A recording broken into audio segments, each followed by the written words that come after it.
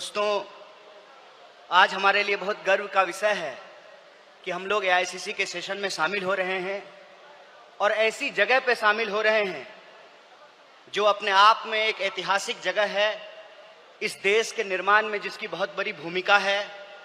और हम गुजरात में ये एआईसीसी सेशन इसलिए कर रहे हैं कि गुजरात में स्वतंत्रता आंदोलन की जड़ है।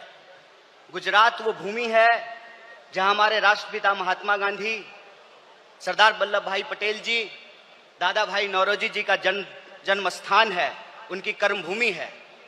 तो जब यहाँ पे एआईसीसी सेशन हो रहा है तो हमारा उद्देश्य यही है कि हम अपनी जड़ में जाएं, अपने जड़ को मजबूत करें, क्योंकि हमारे सामने एक बहुत बड़ी चुनौती है।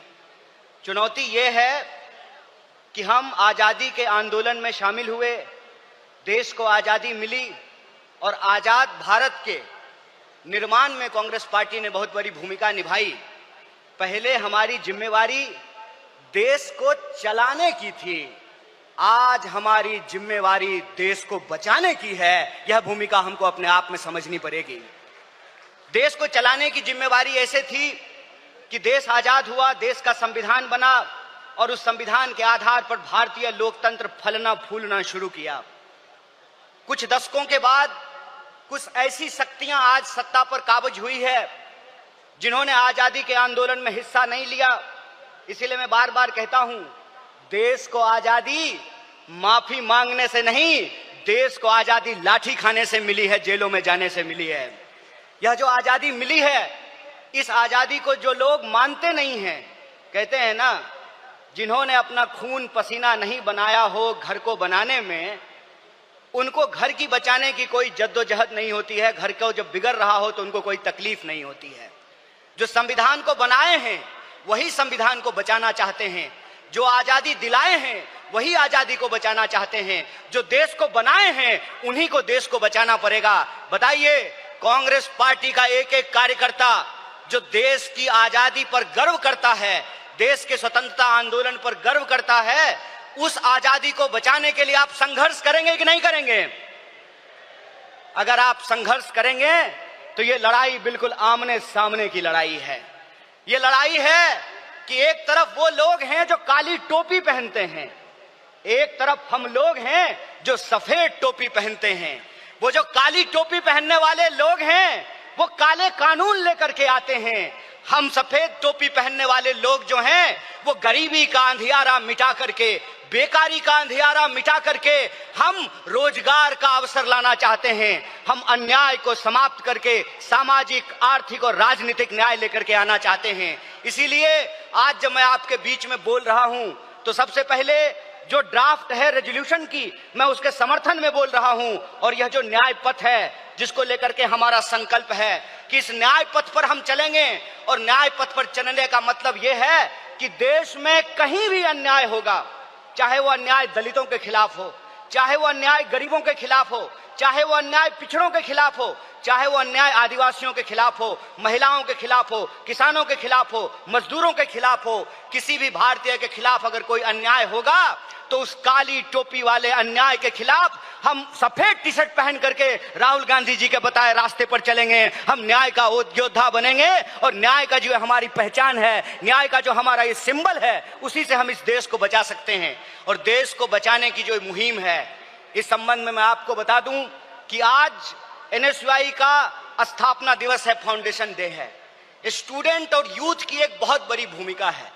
स्टूडेंट और यूथ अलग अलग तरीके से इस देश में अपने हक और अधिकार को लेकर के संघर्ष कर रहे हैं।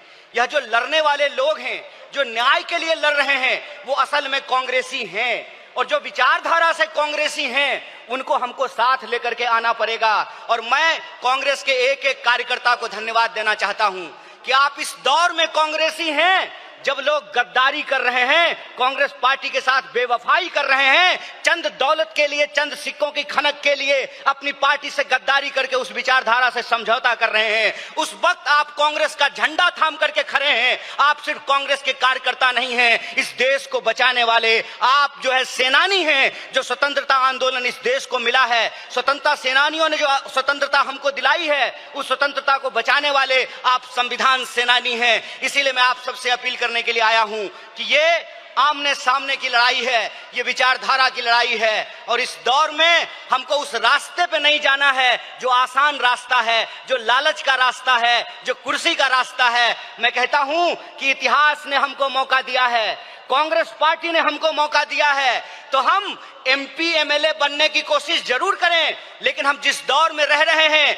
ये वो दौर है कि हमारे सामने एमपी एमएलए बनने के अलावे गांधी बनने का अवसर है, भगत सिंह बनने का अवसर है, सरदार वल्लभ भाई पटेल बनने का अवसर है, सुभाष चंद्र बोस बनने का अवसर है, एनी बेसेंट बनने का अवसर है, अंबेडकर बनने का अवसर है। इसीलिए मैं अपने कांग्रेस पार्टी के एक एक कार्यकर्ताओं को एआईसीसी के इस मंच से कहना चाहता हूं कि यह जो रेजोल्यूशन है, यह रेजोल्यूशन कागज पे लिखे हुए कोई शब्द नहीं है, यह संकल्प है। और उस संकल्प पे हम समर्पण के साथ चलेंगे, संघर्ष करेंगे। और संघर्ष करेंगे तो इस विपरीत परिस्थिति में हमारी जीत सुनिश्चित है। मैं देखता हूं कि कई बार कांग्रेस के कई कार्यकर्ता निराश हो जाते हैं, तो मैं उनको कहता हूं कि यह वक्त निराश होने का वक्त नहीं है, यह अपनी काबिलियत साबित करने का वक्त है, यह अपनी विचारधारा को साबित करने का वक्त है। और जावेद अख्तर ने बखूबी इस बात को लिखा है कि इस मुल्क में दो आवाजें हैं, इस मुल्क में दो आवाजें हैं। इस मुल्क में एक वो आवाज है जो दंगा कराना चाहता है, खून खराबा करना चाहता है,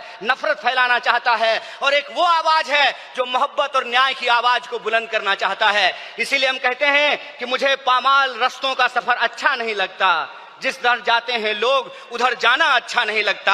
आप कांग्रेस पार्टी के ईमानदार कार्यकर्ता हैं, आपके कंधे पर देश को बचाने की जिम्मेवारी है, आपके कंधे पर संविधान को बचाने की जिम्मेवारी है। और हमको पूरा भरोसा है कि आईसीसी सेशन के माध्यम से पूरे देश में यह संदेशा जाएगा और कांग्रेस पार्टी का एक एक कार्यकर्ता मजबूत होकर के अपनी काबिलियत को साबित करेगा।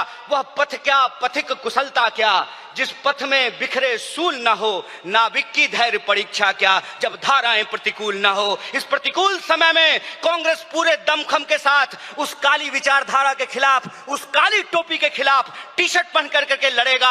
और यह टी शर्ट का जो सिंबल है वो न्याय का सिंबल है। उस अन्याय के खिलाफ हमको इस न्याय की आवाज को बुलंद करना है। मुझे पूरा भरोसा है कि आईसीसी सेशन से निकल करके हम अपने जिलों में जाएंगे, अपने बूथों पर जाएंगे, और समाज में, देश में जहां कहीं भी अन्याय होगा, हम कांग्रेस पार्टी बन करके, कांग्रेस का कार्यकर्ता बन करके, गांधी का सिपाही बन करके गोडसेवादी विचारधारा को परास्त करने का काम करेंगे। बहुत बहुत शुक्रिया, बहुत बहुत धन्यवाद। इनकलाब जिंदाबाद, जय हिंद, जय कांग्रेस। एक बार जोर से आवाज बुलंद कीजिए।